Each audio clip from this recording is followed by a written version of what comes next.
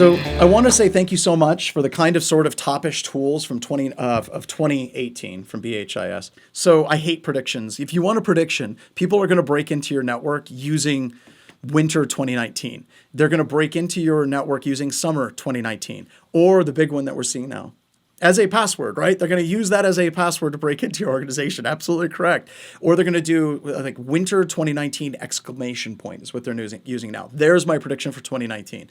Establish good, strong passwords. So let's dive in. This is brought to you by Black Hills Information Security. We do network penetration tests, web application pen tests, red teams. If you need any of those, you should really give us a call. If you're worried, oh my gosh, we just need something really basic. We work with organizations just starting on implementing security controls all the way up to tearing devices apart and doing embedded device security assessments. So please send us an email, consulting@blackhillsinfosec.com, and set up a meeting. And we'd be happy to talk about what you need in your security assessments. It's also brought to you by Active Countermeasures AI Hunter.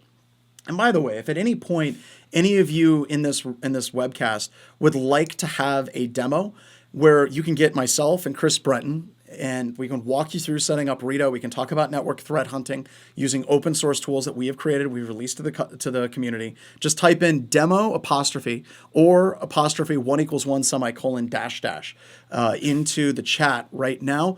And we'll just capture your information, and I will reach out to you in the next couple of weeks, and we will set up a demo. And we'd love to show you and your team what you can do for free right now with Rita. And we'll show you what we do with AI Hunter as well. Also, with Rita, IPFix, is that good to go at the end of this week, or is it good to go starting up next week, Chris?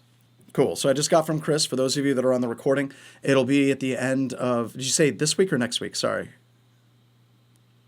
End of this week. So we're going to ingest IPFix and NetFlow. So shoot us a 1 = 1 semicolon dash dash, type in demo, just type in something in the questions box, and we'll be happy to set those calls up with you offline.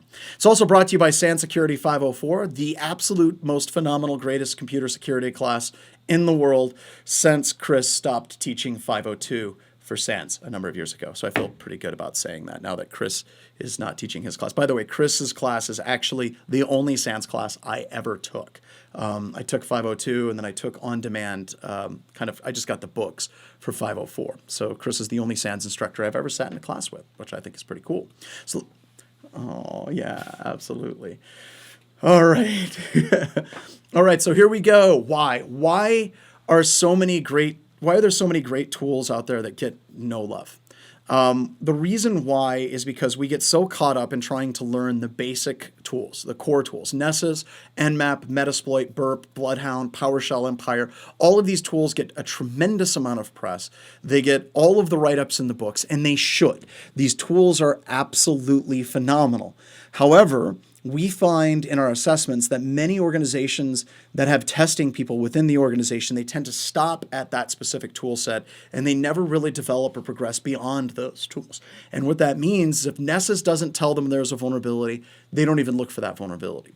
If Metasploit doesn't have a module to exploit it, they don't even bother trying to exploit it. And that's a problem, right? While these tools are great, you need to be able to move beyond these specific tools and look at a whole plethora of additional tools that are out there for you for doing your own security assessments within your organization.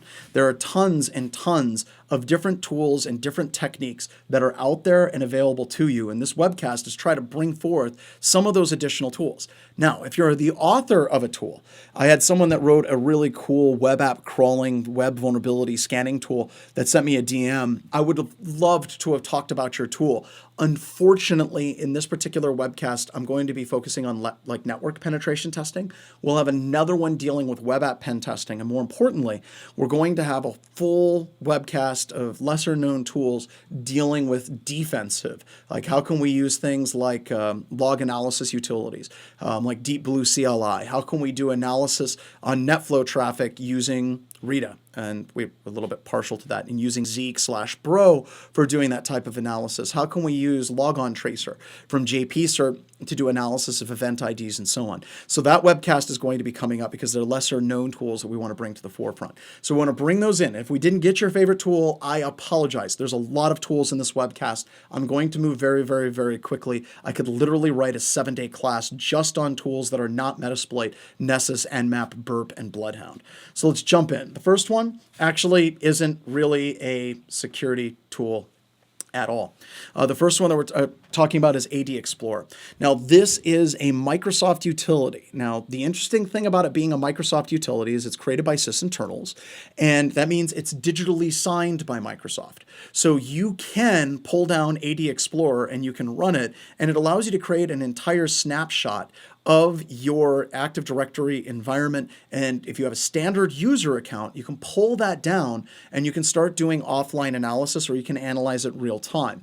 Now, that digitally signed executable is important because a lot of the endpoint security products that are out there today, they will look at who wrote the tool and they'll look at the digital signature of that executable, and they will allow that executable to run because it is from a trusted source.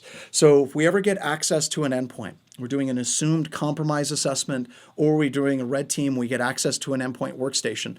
One of the first things that you want to do is get better awareness of what the entire environment offers you. Where are the sensitive workstations? Where are the sensitive user accounts? Are there any passwords that are easily reversible? And it just so happens that ADExplorer does all of that. In addition to that, some organizations have very tight restrictions on what executables are allowed to be downloaded and executed, regardless of where they came from. The cool thing about sysinternals, and I didn't know this, with sysinternals, you can actually put the UNC path into Explorer, and you can do live.sysinternals.com, then you can do /tools. And as soon as you do that, it allows you to execute it from their systems on the internet, and it allows it to run directly into memory on the system that you're doing your assessment on. So even if you can't download and execute a particular executable, you can use ADExplorer from Microsoft's own repository. These tools for sysinternals are all available, and you can run them directly from Microsoft's website. This is huge because we don't have to worry about trying to bypass, download, and execute. We don't have to worry about any of that. It's just going to execute it from their servers, throw it right into memory. Now we can start searching. Now, we get into huge arguments as far as what hacking actually is. And I keep coming back to that core kind of tenet of the second slide or fourth slide in this presentation, the first slide of the actual presentation. We are looking at non-standard utilities. Many people in this industry, in the pen test puppy mill industrial complex, they simply run the standard tool set. And they run the tool set not to understand the environment, but they're running that tool set to look for criticals and high vulnerabilities, and then specifically exploit those vulnerabilities, and that's it. That's as far as they actually go. They're waiting on tools to tell them there's an exploitable condition. Two things about that. Number one, exploitable conditions like that are getting rarer and rarer and rarer in this industry. Finding a vulnerability in an application that is a remotely exploitable buffer overflow condition or a heap spraying overflow condition that you can get shell on a system is getting rarer and rarer. And that's a good thing. It's a very good thing for the industry that we are kind of solving that buffer overflow problem with things like address space layout randomization. We've got canaries protecting the return pointer. We got data execution prevention. We have all of these different things that the operating systems are now providing to us that make that type of exploitation more difficult. However, we're still getting access to environments at just the same level of consistency and at the same rate that we were doing this a number of years ago. And the reason why is because we're treating our assessments not as running a scanning tool looking for criticals and highs, but trying to understand the environment that we are actually testing. And with ADExplorer, it gives us that ability to actually do that type of assessment to learn about the organization. So one of the cooler features about this is you can actually do a full snapshot and archive the Active Directory database to a local DAT file. And then you can do all your analysis offline. And that's great for a wide variety of reasons. You copy it off, you can start messing around with it and looking at it, and that reduces the overall likelihood that you're going to crash the domain controller. So copying it off and doing this analysis offline is very, very powerful. Now, some of the things you can do is you can hunt for administrators. We can start looking for members in the administrators group, built-in administrators, backup operators, and sometimes different organizations have different names or organizational units or groups that they have created associated with administrators or a certain level of workstations and service accounts and so on.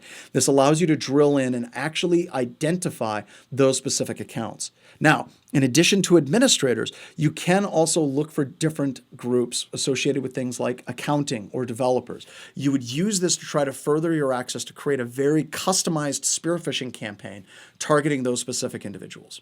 Hunting for passwords. Chris, this is the one that I wanted you to see. So hunting for passwords with ADExplorer, you can look for attributes such as Unix user password, and it says it's not empty. And in the screenshot up above, both of these users have the exact same passwords, and they decode into ABCD exclamation point EFG 123. It's basically a long password, and that password is just simply just encoded ASCII. That's it. It's not landman, it's not NT, it's just straight up stored ASCII, and you use man ASCII, and congratulations, you've got man ASCII as your password cracker. Now we use this, this is actually from a blog post that Sally did at Black Hills Information Security, and it's interesting because we see this quite a bit in a number of our assessments. So the point of this is your vulnerability assessment scanner is not going to find something like this. It's not going to identify these particular passwords that are incredibly weak and would allow someone to get full domain administrator very quickly. So we have to start thinking beyond what we actually do see with the scan results that we're actually receiving as well. All right, so we've got a couple of questions. Oh, go ahead. It's not that bad. So Chris is just telling me it's not that bad. It has special characters as well. Also, David Fletcher was pointing out a tremendous number of things. He loves to use ADExplorer. And he also says you can look for user password. You can use ms-mc-admin pwd, comments, and then also you can search for Oracle accounts as well. And the Unix password in AD, a normal attribute, and what situation does that actually occur in? You know, there's a lot of scenarios where you don't know why the hell Microsoft turned this on. We're going to talk about link local multicast name resolution again a little bit later, and you have to wonder why it actually exists. Thomas pointed out that you can hear Chris and CJ on the audio, and you absolutely can. The reason why I'm repeating their questions, and I apologize for that, is the recording archive that's going to go up on YouTube actually will not have their audio. So we're going to get that set up as well. Don asked me if I got the signed, autographed next version of his Blue Team handbook. I absolutely did. Thank you so much, Don. I appreciate it. And somebody pointed out that I misspelled avoid, which is great. Absolutely. And does ADExplorer generate an event ID on the domain controller? David, if you can tell me exactly what the event ID is, I believe it does whenever you're actually querying that, but it depends on what level of logging you have enabled on your domain controller. All right, so that's it for the questions associated with ADExplorer. If you have some more, please type them in. And Bree, if we could promote David Fletcher to a panelist as well, he can answer some of the questions that are popping up as well.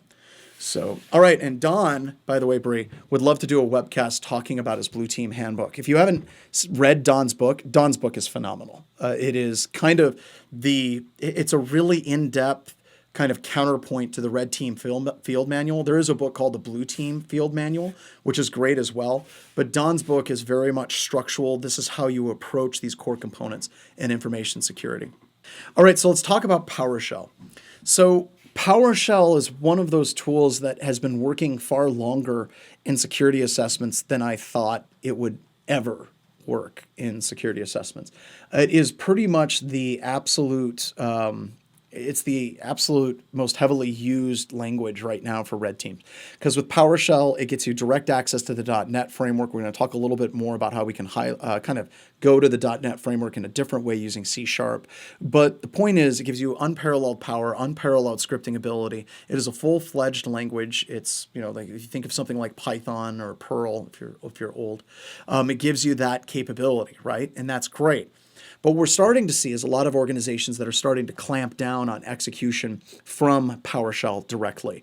So they won't allow you to execute PowerShell.exe. I'll talk about another way to get around it a little bit later. But if you actually create a C# executable, it allows you to make that direct call and that direct access into the .NET framework underneath the hood. And then you can start interacting with the system the way that you would normally want to.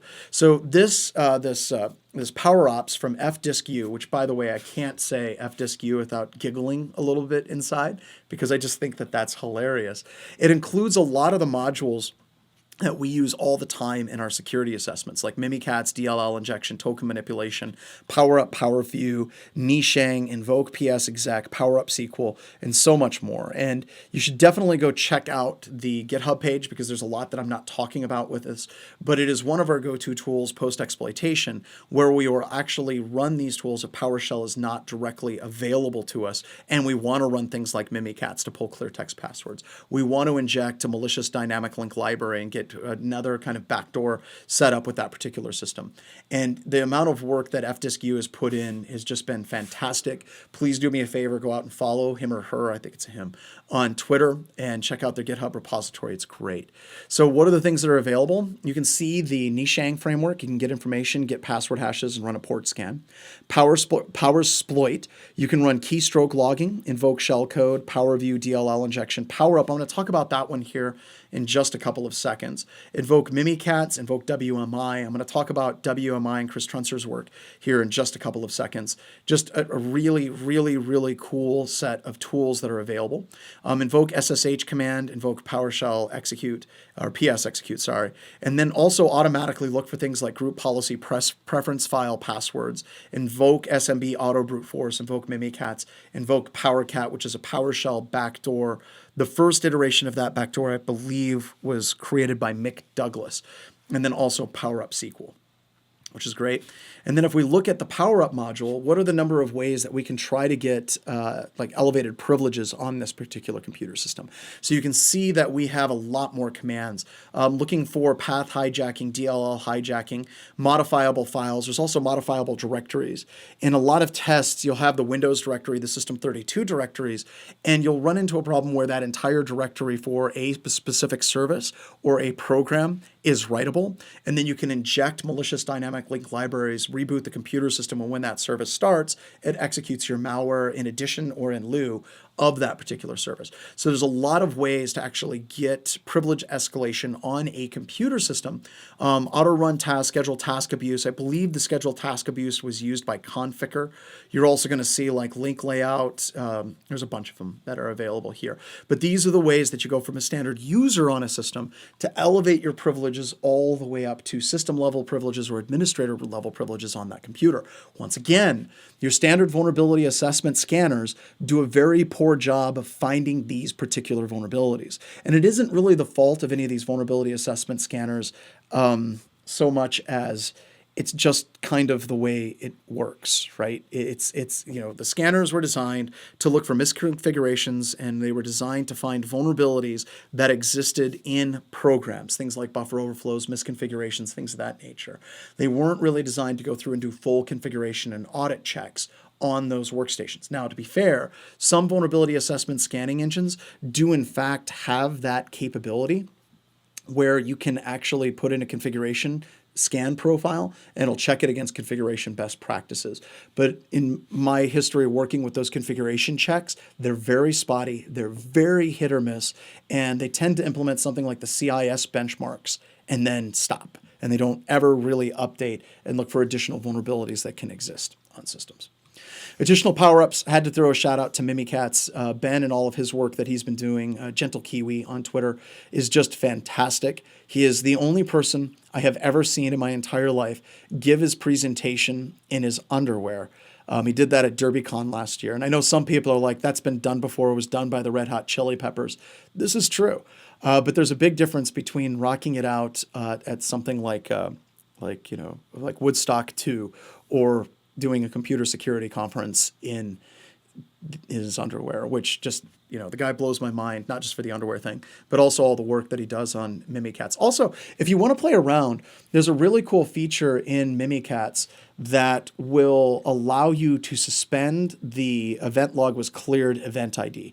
So whenever you clear an event log, the events on Windows will actually generate an event log that says the event log was cleared. You can actually do that log and it basically pause that logging service. So if you do clear the event logs, it'll suspend that event log from being written, which is pretty cool. Very similar to the stuff that you see with like the Vault breach, the Shadow Brokers breach that the NSA and the United States government, I should put that in quotes, has been attributed to using. So please check that out as well. All right, next up is Powerline. Now, kind of building off of the stuff that we were just talking about with PowerOPS, with Powerline, it's a little bit different. It's very, very, very similar, but it's also a little bit different, okay? So with this, you can take PowerShell and look at it as a front end for .NET. You can look at C# as a front end for .NET. So you can use systems management automation, and you can load PowerShell within C. Now, what we want to do is answer the question, how do I execute additional PowerShell utilities that haven't been ported over to C#? Like PowerOPS has ported over a lot of these different programs. So how do we actually do full execution of those programs like, let's say, Bloodhound, let's say Empire, let's say Metasploit? And Powerline allows you to do that. So with Powerline, and this is by Full Metal Cache or Brian Furman at Black Hills Information Security, and you guys should check it out, you can use Powerline to execute those additional PowerShell scripts that you may actually be restricted from using, and it basically invokes them through standard C#. So very, very cool utility, and it's one of those utilities that we use at BHIS all the time.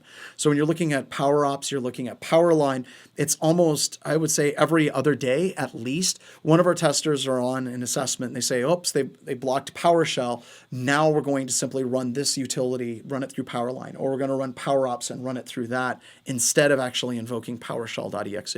And there's also some additional tools out there like SharpHound. There's a whole framework from SpectreOps, who I'm going to talk about more here a little bit later. Just some fantastic utilities that are available. It's more about finding a whole collection of different tools than just focusing on one specific tool, and that being the only tool that you ever use.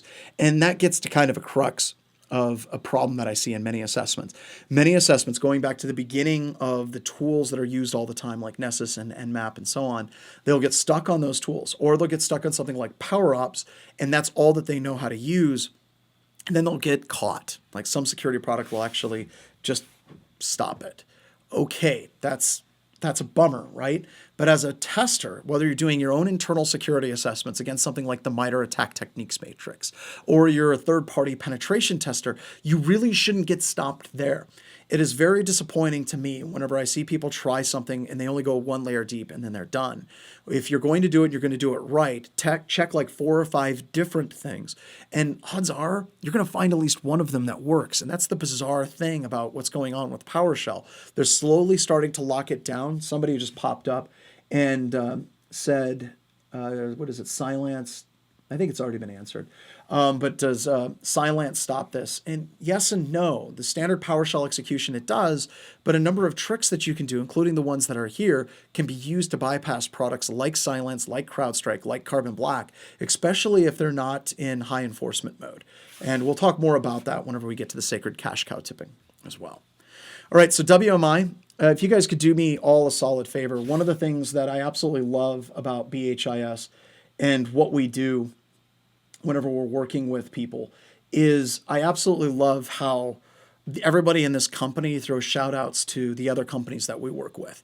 And Chris has just started up his own company, 40 North Security. He started it earlier this summer. He's been a subcontractor with Black Hills Information Security. And we have nothing but love for Chris. He started up another computer security testing company, 40 North Security. So if you all could do me a big solid favor, go out on Twitter and follow at 40 North Sec, please, and just kind of let him know. This kind of be his official welcome.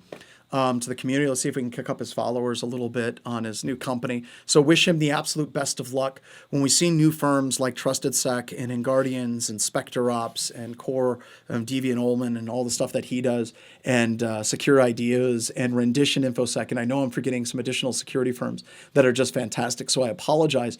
But when we see this, Vince Liu is another great one. When we start seeing these companies and we start seeing people that are doing things correctly, it is an important thing for us in this industry. And the reason why it's important for us is because the more good security firms that are actually out there, the more we can define what a good penetration test is.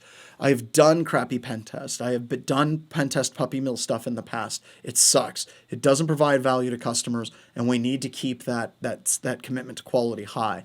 And every time we lose a firm that is a good firm, then it moves that entire definition of what a pen test is to a crappier and crappier and crappier definition. So hats off to 40 North Sec, and welcome them to the community. So WMI implant. Chris does a tremendous amount of work via WMI. In fact, he does some training. Black Hills Information Security is going to be hiring him. I think we already have the contract paid for, but in January, February timeframe, we're going to send through all of our testers to work with him. He did a fantastic workshop at Wild West Hackenfest last year, and we're going to invite him back again. But he uses WMI. So the standard stuff that you normally can do, he has created a full C2 framework that allows you to interact with the file system, shells, processes, reboot a system, ipconfig, active users, upload and download files, execute files, and all of it is set up through, and also for lateral movement, you can enable WinRM. There's really a lot that you can do. And he did, Bree, I think his workshop was what, 3 hours at Wild West Hackenfest? Or were they 2-hour workshops? They were all different. They were all different, but I can't remember how long his was. But the point is, I'm not doing it justice because he has like a 2 to 3 hour workshop dedicated to using offensive WMI. So please check that out as well. All right, so PowerShell restriction bypass, we were talking about this a little while ago, and this is kind of a bit frustrating. So Chris, I honestly feel like every time we take a step forward, we end up taking a step backwards as well, and that's hard. And with the stuff that we did with Cylance a couple of years ago for bypassing Cylance, David was able to bypass Cylance simply by just simply renaming PowerShell.exe to Explorer.exe, and it worked. And we just had that happen in another assessment where we could take PowerShell.exe, try to execute it. We generated the alert that you see in the middle box. But simply renaming it to P.exe allowed it to execute with no problems at all. And this is frustrating. It is absolutely frustrating because why does this still happen? And it would be easy for us to rip on vendors, right? It'd be easy for us to rip on Cylance, and it would be easy to rip on Carbon Black. And I don't really fault Carbon Black too much on this one, and there's a lot more to that. But the core problem that we have is if you're writing an EDR, if you're writing a next generation endpoint security product that's using things like artificial intelligence to make determinations as to whether or not a program is malicious or not, you have to be very careful because an adversary can take a good executable, chop it up, combine it with bad executables, and eventually train the artificial intelligence algorithm to start wiping out known good executables. So what you see is a lot of the vendors are trying to prevent that from happening at all costs. So they'll use things like digital certificates, they'll use things like name, they'll use things like hash, and they'll create like these databases saying these are the trusted attributes of programs. And if you can just get a little bit off the shiny happy path, just a hair, it becomes a more trusted executable than a less trusted executable. So I hate to say that I kind of feel for these endpoint security vendors, but I kind of feel for these endpoint security vendors as well. So that's kind of frustrating. And what sucks is I'm now seeing people that are seeing the same type of thing. And then also David pointed out that it typically depends on the organization's configuration. And that's absolutely true. That also goes into the high enforcement mode. So a lot of these products can run in full application whitelisting. And Chris, you introduced me to Bit9, I want to say almost 8 years ago. When did you start working with Bit9?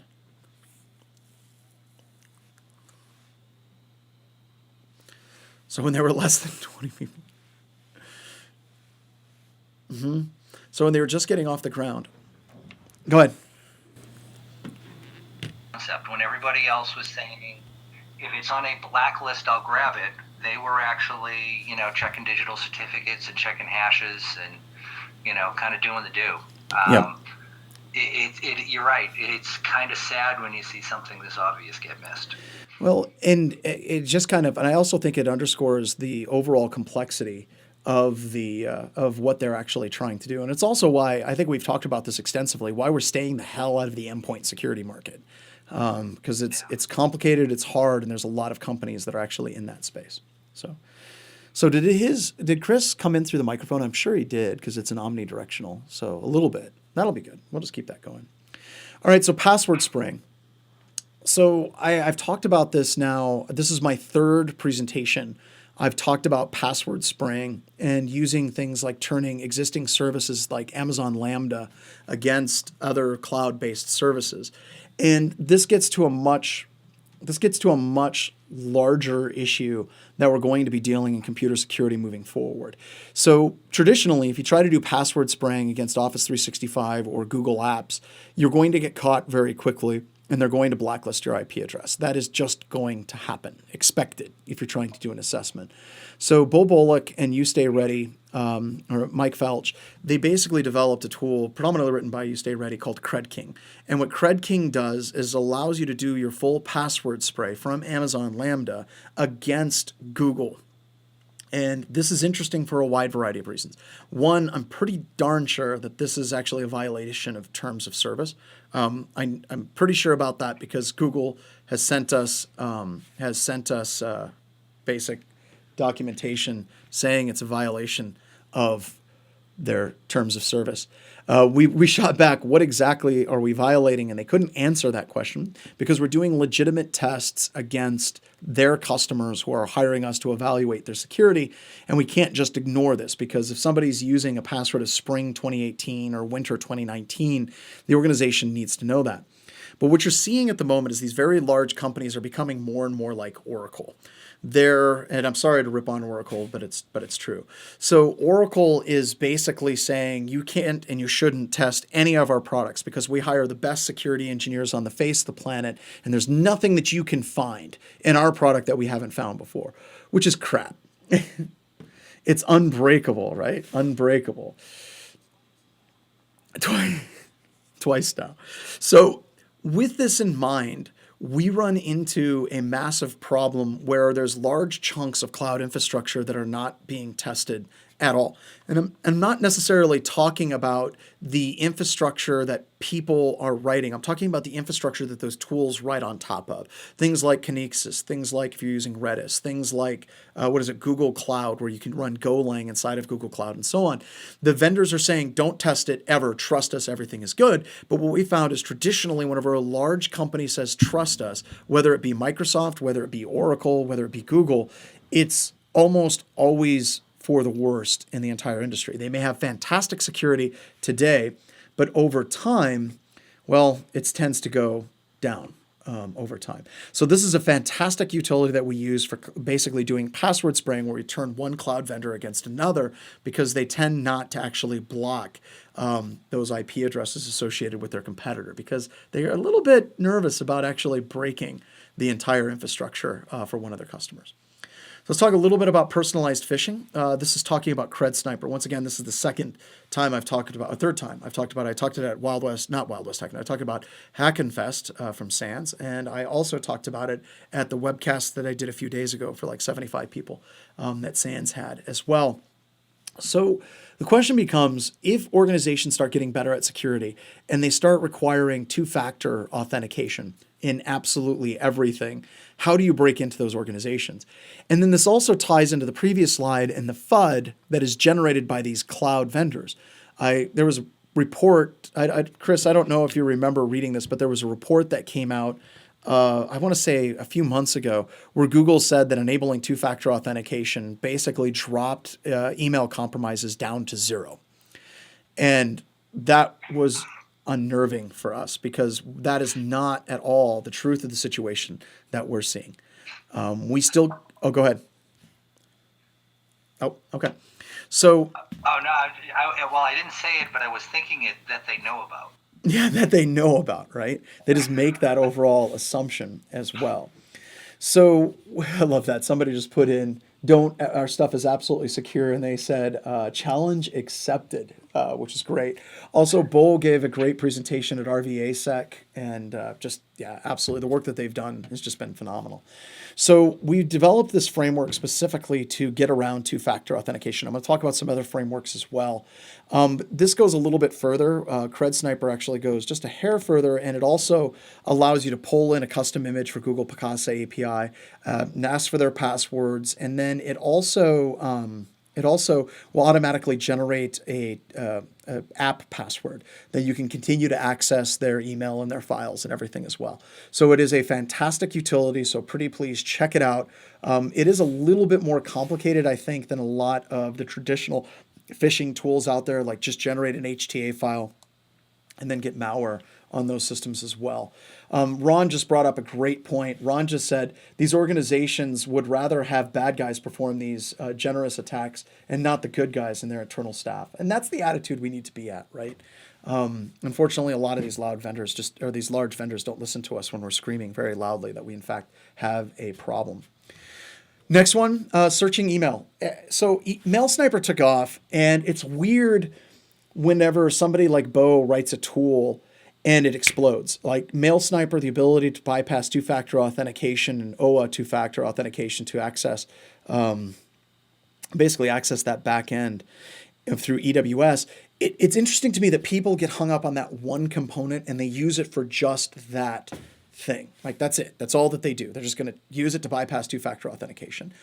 There's more to it than that. So once again, if we're looking at the current security landscape that is improving, especially in EDR, the endpoint space, for the organizations that are taking that leap to Carbon Black, CrowdStrike, Cylance, Endgame, and so on, when we see organizations that take that step, a lot of stuff is being watched, from the log files on systems to the processes that are executing, but there are still pathways where you can identify and pull down sensitive data out of that organization that you wouldn't normally find on a file share.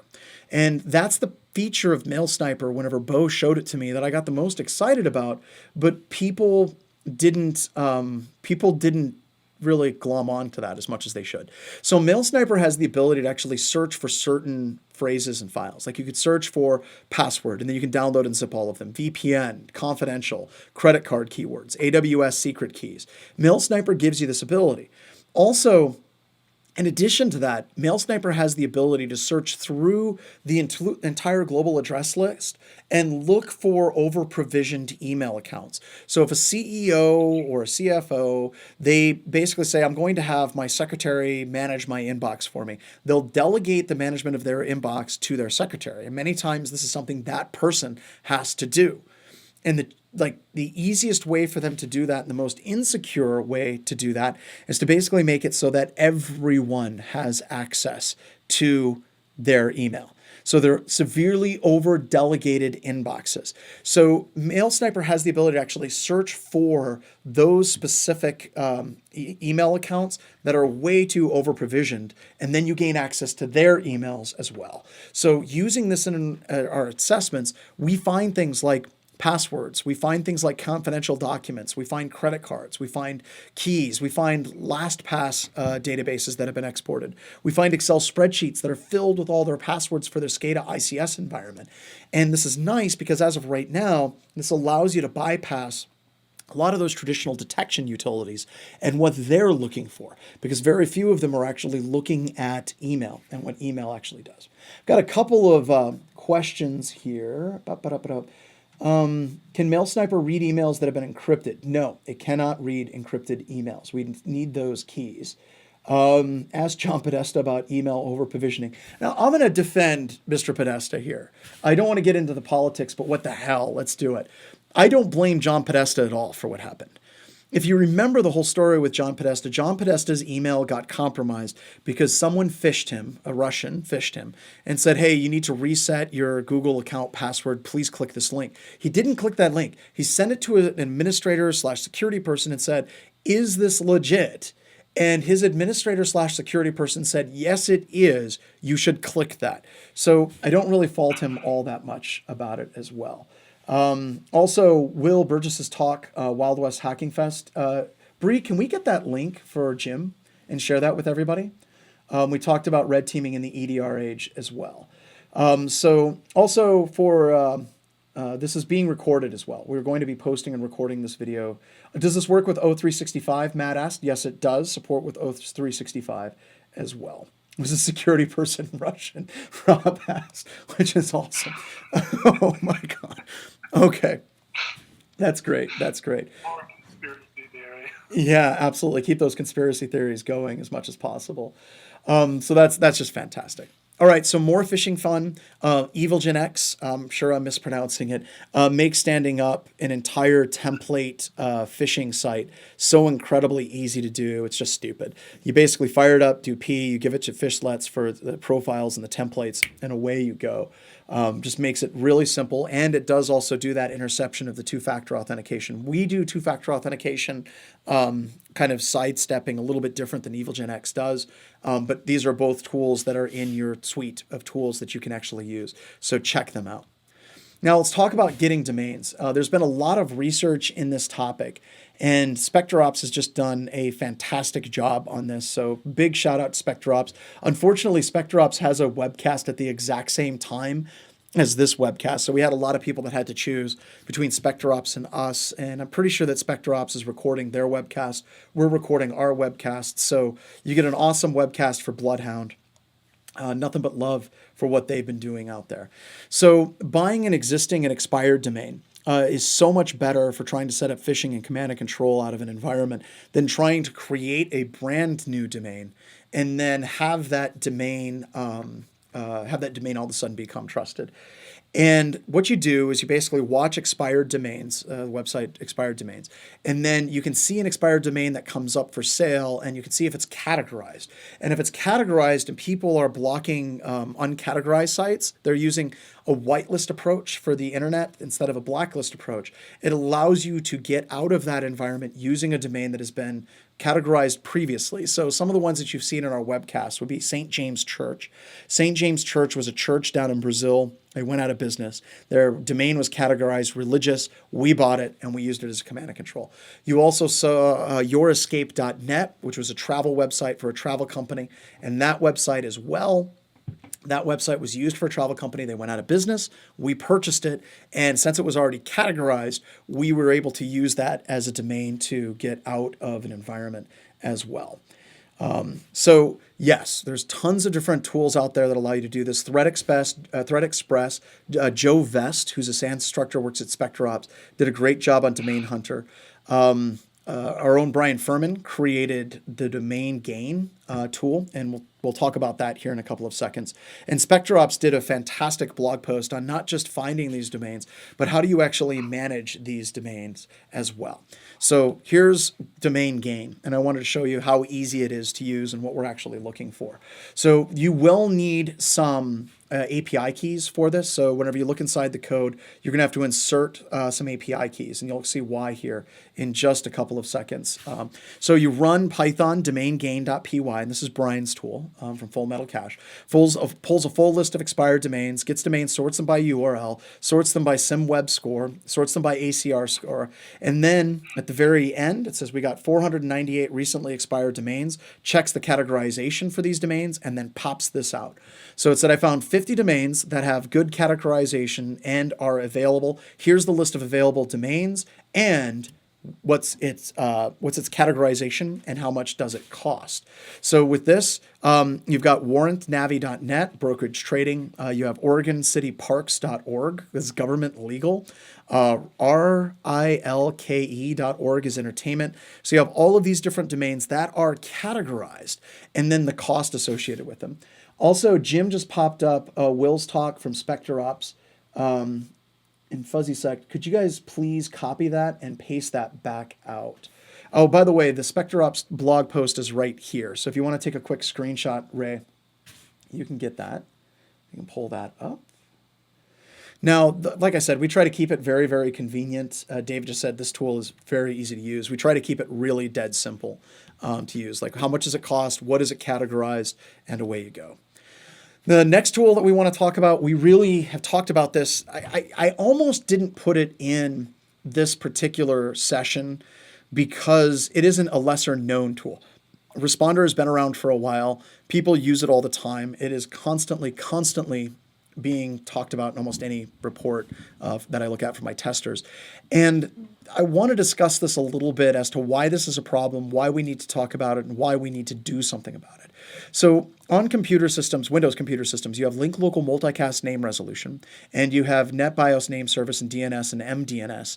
And the problem with these, especially for LLM&R and NetBIOS name service, is it allows a Windows system to broadcast out requests to resolve domains that didn't resolve in your standard DNS lookup. And that is a problem. It's taking unsolicited advice from any system that is willing to respond back with an answer. So this is straight out of SANS 504. Responder, you give it an Ethernet interface, you give it the poisoned IP address. So as soon as somebody tries to look up something like hello 504, it's going to redirect them to 10.10.75.1. And then this is what this looks like. And you'll intercept that net NTLM v2 password hash, and then you can crack it in tools like John the Ripper or Hashcat or any password cracking tools as well. So fantastic. Now, why the hell are we still talking about this? This should be disabled in all of your environments. And I spent a lot of time trying to figure out why in the hell this was still working. And I discovered that there was a trend in our pen test reports that many of the systems that we found that were using LLM&R and we could attack with Responder were actually administrator systems, disproportionately so. They were administrators' computer systems. So I started asking some of the customers and some of the people that we're working with, why the hell was this on an admin system? And what I discovered was most users get an image. That image is associated with a group policy. And it says all of these services are running and all of these services are off. Life's good. The image works. The user gets it. It's more or less secure. And it comes out that way. It's at least tried to be secure, right?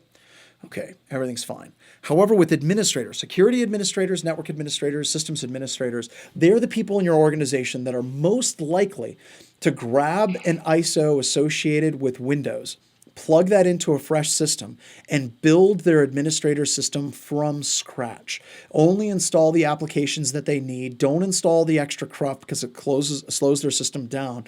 But because they actually go through and build that system from scratch, this is now turned on by default. So that's why our systems administrators, security administrators, and so many people in our organizations are so poor whenever it comes to this particular security practice. So somebody just popped up and said, hey, we got to get back to a group policy on administrator systems. Absolutely. That would be just absolutely fantastic as well. Somebody said they just ran into a honeypot that was running LLM&R requests and alerted when somebody ran it, trying to use Inve. Also, with that, we actually created the Cred Defense Toolkit. If Matthew, if you could talk, just let us know if it was Cred Defense Toolkit or was it a commercial tool. I think Vision, by Binary Defense and Dave Kennedy's company, I think that they do that as well. Okay, so it was a TiVo. Very, very cool. So TiVo and also Elusive are two really cool cyber deception companies that are out there that you all need to look into. So some really cool utilities out there as well. All right, so with that, I wanted to see if there was any questions. I always try to leave the last 10 minutes associated with questions. So the first one that we got, does Windows block LLM&R by default? It depends. If you're at a coffee shop and it's a non-trusted network, it will actually block link local multicast name resolution broadcasts. Or responses that are coming back. So it'll actually shut that down. However, many of the organizations that we're testing, they're internal domain join systems. So the firewall is almost off all the time as well.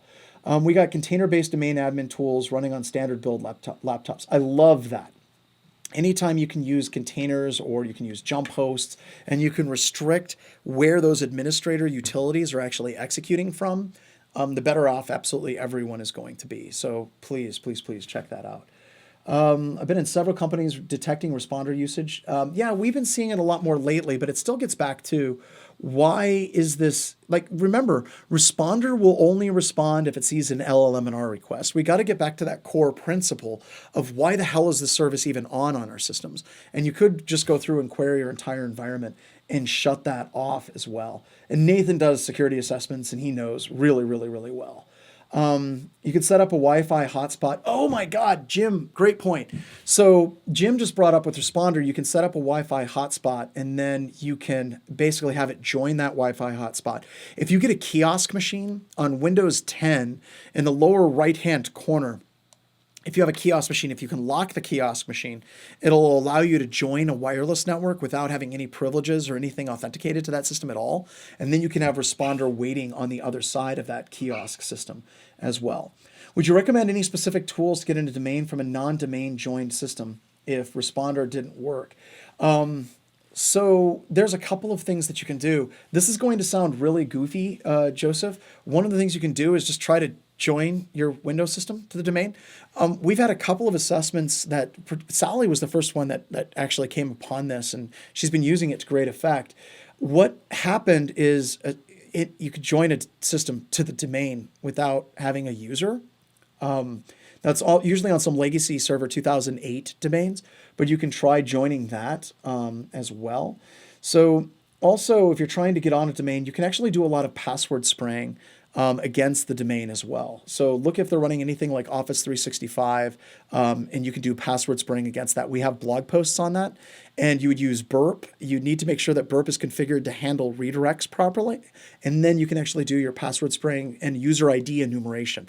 If they have two-factor authentication, you're still going to have to get around that as well. Does non-agent-based SIM capture LLM&R request? Most of the time it does not. Responder failed to work on my Microsoft Hyper-V lab. That's probably because that service is disabled on all of your systems that are in your Hyper-V lab, number one, or number two, you didn't actually put in a request for a non-responsive domain or system. So if you go here, you can see the server that I was asking for in the screenshot was hello 504. Try it when you're practicing with Responder. Try to put in a share, mount a share to a non-existent system. That's where Responder is going to shine really, really well. What about add-in spoofing, like the blog post? Are you using that in test? I haven't read his blog post yet, or if I did, I haven't attributed it to his name yet. So sorry, can't answer that. Will I be at BHIS Orlando in 2019? That is very, very, very, very much in the air at the moment, but something that we're looking into. I've got a bunch of things that I've got to figure out between now and mid-January about my travel schedule and what I'm going to do. But I will be down at Sands Orlando as of right now, and BHIS Orlando is usually right around that.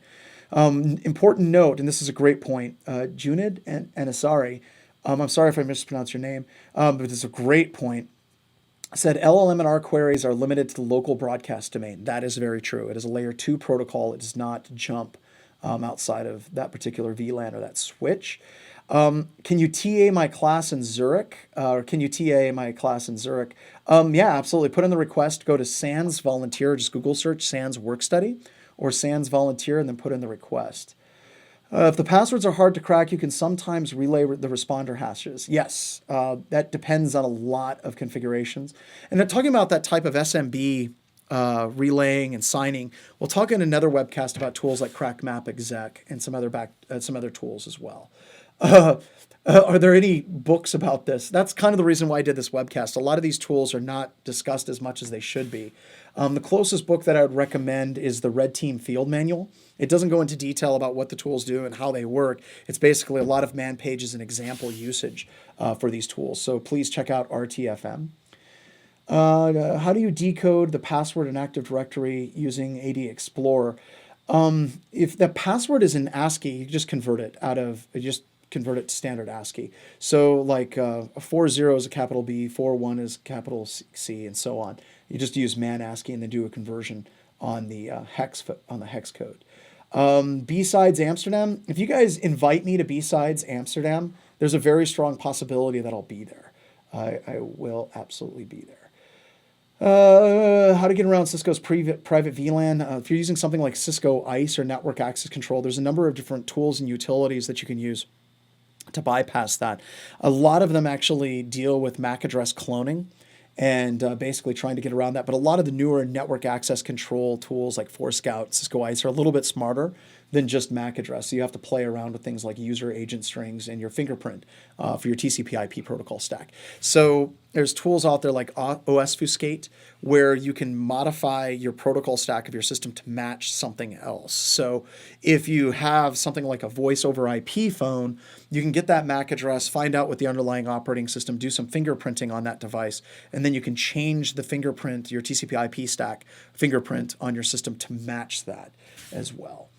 Does Powerline bypass PowerShell event logging? I don't know, Mike. I think it does because it's not actually going through PowerShell at all. It's going straight from C# into .NET. Downgrade attacks as well. You can definitely do downgrade attacks. And tools like Gain enable allow you to downgrade to NTLM v1, which is just like landman authentication. It's just it uses the NT password hash. It doesn't have timestamps and things like that. Active Directory for pen testers. We submitted a Black Hat class. A couple of my employees, Jordan and Kent, who you've been on webcast, you've seen us talk about these tools. They've actually submitted an entire class on that topic. So we'll be seeing that. Wi-Fi is evil. We'll miss you. I don't know about that. I don't know where I'm going to be right here as well.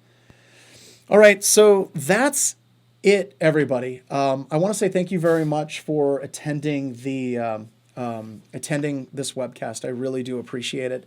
I'm constantly like humbled by the people that show up. This is by far and away, not by far and away, it's our largest webcast by about 200-300 people. And we keep growing, and I really do appreciate it.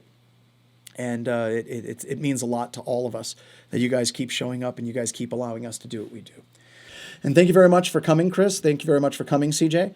And we will see you all next week where Bo and Mike are going to be talking about malicious manifest.xml files and some Azure Active Directory recon external. So thanks again. Talk to you all later. No, we're cool. We could be hip. Look at us, John. We're rad. It's like, oh no.